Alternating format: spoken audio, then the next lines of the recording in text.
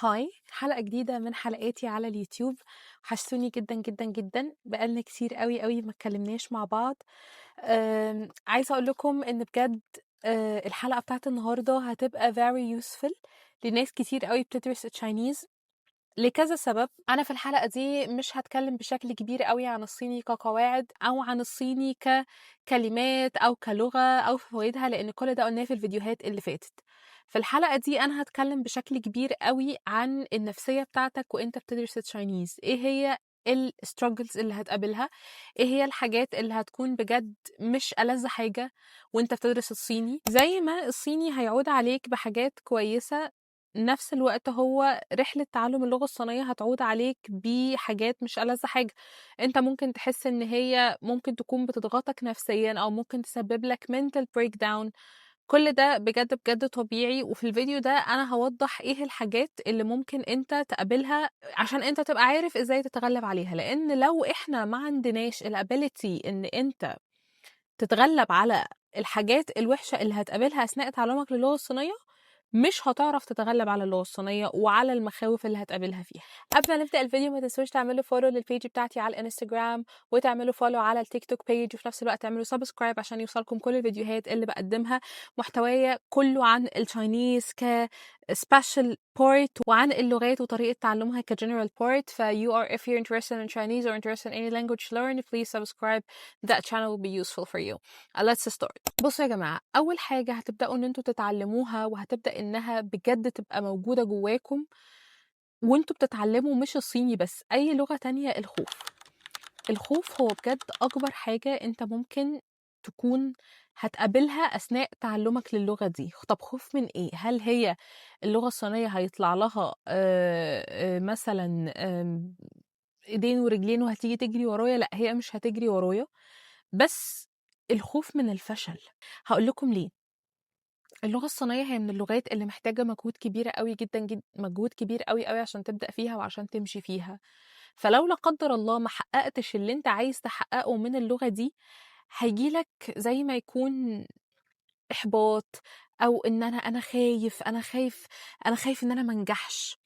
الخوف من عدم النجاح هو أكتر حاجة ممكن تخليك تقف وممكن تخليك بجد ما تعرفش تكمل، بسبب المقارنة. يعني مثلا أنا دلوقتي دخلت سنة أولى، شفت زمايلي ما شاء الله في سنة رابعة ناجحين وبيدخلوا المسابقات بتاعة الجستر وبيتكلموا صيني كويس قوي قوي وبيشتغلوا على نفسهم وكذا وكذا، وأنا كغصب عني بشوف مثلا مستواهم حلو قوي بس أنا لسه بدري قوي عليا. طب باجي الشيطان يلعب لي في عقلي يقول لي ايه؟ طب لو ما نجحتش ايه اللي هيحصل؟ طب انا لو ما حققتش اللي انا عايزه ده ايه اللي هيحصل؟ فدي اكتر حاجة انت ممكن تواجهها وتكون لازم تكون حذر منها جدا، الخوف. مهما كان مهما كان هيحصل معاك في اللغة الصينية، حتى لو ما نجحتش على الأقل مش هتندم انك ما حاولتش. مفيش حد بيندم ان هو حاول، في حد بيندم ان هو ما حاولش. فصدقني حتى لو انت ما خدتش اللي انت عايزه في الرحلة بتاعتك اثناء تعلمك للغة الصينية، هتتكعبل في حاجة توديك للي انت عايزه. يعني انا مثلا، او بلاش، انا مثلا اعرف واحدة بدأت تتعلم اللغة الصينية عشان بجد هي لقت ان هو ده اللي قدامها. اثناء تعلمها للغة الصينية ارتبطت بمترجم صيني وهو ده كان حب عمرها، فسبحان الله رزقها جه وهي بتتعلم اللغة الصينية وما كملتش أصلا في صيني. فسبحان الله ربنا سبحانه وتعالى بيرتب لك رزقك أثناء دراستك. فأنت ما تبقاش خايف، لأن ما فيش حد هيجي يمسك لك السكينة ويقول لك لأ أنت ما عملتش كذا وكذا وكذا. أنت رقيب نفسك من الأول ومن الآخر. ما فيش حد هيجي يقول لك لأ أنت المفروض تعمل كذا ومش المفروض تعمل كذا. بجد انسوا دي يا جماعة من دماغكم نهائيا، مفيش حاجة اسمها كده. دي أول حاجة. تاني حاجة، التوهان هو أكتر حاجة ممكن تخلّيك تمِل من اللغة الصينية، وأكتر حاجة ممكن تخلّيك ما تكمّلش فيها. أنا قبل ما أبدأ دراسة اللغة الصينية لازم أكون عارف أنا عايزة أبقى إيه. يعني أنا بادرس صيني ليه؟ هل أنا بادرس صيني عشان فلوسه حلوة، والّا بادرس صيني عشان خاطر هو هيخلّي ليّا career، والّا بادرس صيني عشان خاطر أنا باحبه، والّا بادرس صيني عشان خاطر عايزة أسافر البلد دي، والّا بادرس صيني عشان عايزة أفتح تجارة؟ أنا لازم ما بيني وما بين نفسي أعرف أنا ليه بادرس اللغة دي؟ طول ما أنا عمّال بادرس وخلاص وما فيش حاجة بتقول لي مثلًا أنا المفروض أعمل كذا أو ما أعملش كده، أنا هافضل طول عمري تايه، وطول عمري هافضل مش عارف أنا عايز إيه، وهتلاقوا يا جماعة عشريناتكم عدّت كده بسرعة وأنتم أنا ما عملتش حاجة باحبها. فأنت لو مش بتحب اللغة الصينية وبتدرسها بس عشان خاطر هي career أو عشان خاطر هي لغة هتساعدك في التقدُّم أو عشان خاطر مثلًا اللي أنت بتقوله ده، صدّقني أنت هتُقع وهتُقع بجد بشكل كبير أوي، لإن اللي بينجح هو اللي بيبقى عارف هو عايز إيه. مش ال يعني الحاجات اللي بتتعب الواحد مش رحلة التعب نفسها، التخطيط للرحلة.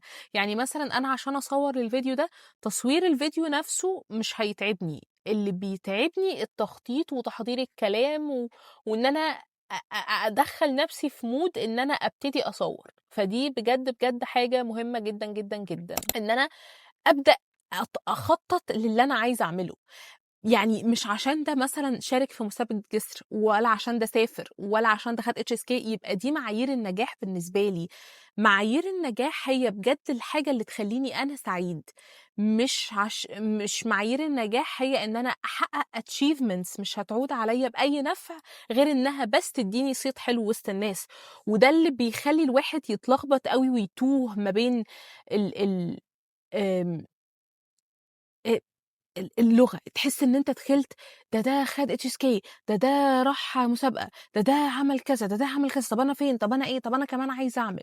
وسبحان الله ناس فعلًا بتشتغل على نفسها وبتحقق ده، وبعدين طب بعدين أنا مش سعيد، أنا مش مبسوط، أنا مش حاسس إن أنا ناجح، لإن أنا مش حاسس إن أنا عملت حاجة باسطاني. النجاح الحقيقي هو إني أعمل اللي بيخلّيني مبسوط، فبالتالي عشان أنا عندي شغف أو passion ناحية الحاجة دي، عمري ما هابطّل إن أنا أشتغل عليها، فبالتالي هاحقق نجاح ملموس يعود عليَّ بسعادة مرضية لنفسي ولجسمي ولعقلي ولكل حاجة. لكن زي ما قُلت لكم الناس بتعرّف تعريفات النجاح بالachievements اللي بتحققها الناس التانية اللي في المجال، وده اللي بيسبب بجد الضغط النفسي، وده اللي بيسبب التعب والإرهاق الذهني، هي التوهان. رقم 3 هابتدي أتكلّم عليها وإيه هي وتعتبر بجد من أكبر الحاجات اللي هتسبب لنا مشاكل في دراسة اللغة الصينية، المقارنة. إياك ثم إياك ثم إياك ثم إياك المقارنة. ده خد HSK ربنا يوفقه، ده نجح ربنا يوفقه، ده سافر ربنا يوفقه، ده بيشتغل مع صينيين ربنا يوفقه. طول ما أنت حاطط الناس قدّام عينيك وبتشتغل على إن أنت عايز تبقى زيّهم بس، مش بتشتغل إن أنت تكون مبسوط، هتفضل طول عمرك بتلِف وتدور في نفس الدايرة. اشتغل إن أنت تكون مبسوط. يعني لو جالك شغل ب1.000.000 جنيه وأنت هتروح تعمله وهتاخد ال1.000.000 جنيه وحتى هتقعد مثلًا تجيب في بيوت وتجيب في عقارات وتعمل وتخلّي وتسوي، بس الحاجة دي بتجرحك وبتضغطك نفسيًا، اوعى تعملها. ببساطة لإن أنا لو حطيت ربع المجهود اللي أنا هاحطه في الشغلانة اللي هتدّيني 1.000.000 جنيه في شغلانة تانية أنا عندي شغف بيها هتجيب لي 5 و6.000.000، أنا ممكن أحقق لحاجات بعيدة جدًا، جدًا، جدًا، جدًا، جدًا. فالمقارنة بلاشها، بلاشها، بلاشها، بلاشها. رابع حاجة ممكن تسبب لك عرقلة أو تسبب لك عدم توفيق في دراسة اللغة الصينية هي الاستعجال. اللغة عامل زي النبات، أنا بازرعها وباستنى وباسقيها كل شوية مَيّة، باسقيها كل شوية حاجة. دي أكتر حاجة ممكن تخلّي الواحد ينجح، وأكتر حاجة ممكن تخلّي الواحد يصبر. الصبر، لازم أنا أكون صبور، لازم ما ينفعش أكون مستعجل، وما ينفعش أكون ملهوف، وما ينفعش أكون عندي استعجال إن أنا أجني ثمار كل حاجة، لإن النبتة لو طلعت بسرعة هتتقصف منك بسرعة وهتبوظ منك بسرعة. لازم يكون عندي جذور متينة، لازم يكون عندي حاجات في الأرض ماسكة النبتة بتاعتي، مزروعة بوتد قوي تعرف تخلّيني أعيش عليها قدّام. لإن هي اللغة الصينية هي النبتة بتاعتك اللي هتأكّلك واللي هتشرّبك واللي هتخلّي ليك career وكده. لو أنا ما اهتمتش إن أنا أزرعها صح، هي هتموت منّي بسرعة. ومهما قعدت ان انا اسقيها واعملها عشان احييها تاني هي خلاص ماتت، فهتضطر تبدا من الاول تاني. فافتكر ان انت طول ما انت مستعجل ان انت تطلع النبات بتاعك، طول ما هو هيطلع مش حلو ومش هيلثي ومش هيعود عليك باي نفع، فهتضطر تبدا من الاول تاني الصوتيات والنغمات وهكذا. الاربع حاجات اللي ذكرتهم في الفيديو ده هم بجد 100% من أسباب فشل الناس في اللغة الصينية، وعلى ضمانتي وربنا شاهد عليا. أتمنى الحاجات اللي أنا قلتها في الفيديو ده تكون under consideration، تركزوا فيها كويس وتذاكروا إزاي تتجنبوها، لأنها بجد مهمة جدا جدا جدا جدا جدا. ودي نتيجة خبرة واحدة 6 سنين في دراسة اللغة الصينية. وبجد والله يا جماعة أنا دي الحاجات اللي أنا مريت بيها. لو ممكن تكتبوا لي في الكومنت ايه الحاجات برضو اللي كانت واقفة قدامكم وحسستكم ان هي عائق كبير في تعلم اللغة الصينية، ابقى بجد ثانك يو، حتى كلنا نستفيد من بعض. ما تنسوش تعملوا فولو صفحتي على الانستجرام، فولو صفحتي على الفيسبوك، وتفعلوا السبسكريبشن بيل عشان يوصلكم كل الفيديوز بتاعتي. واشوفكم الحلقة الجاية. باي باي.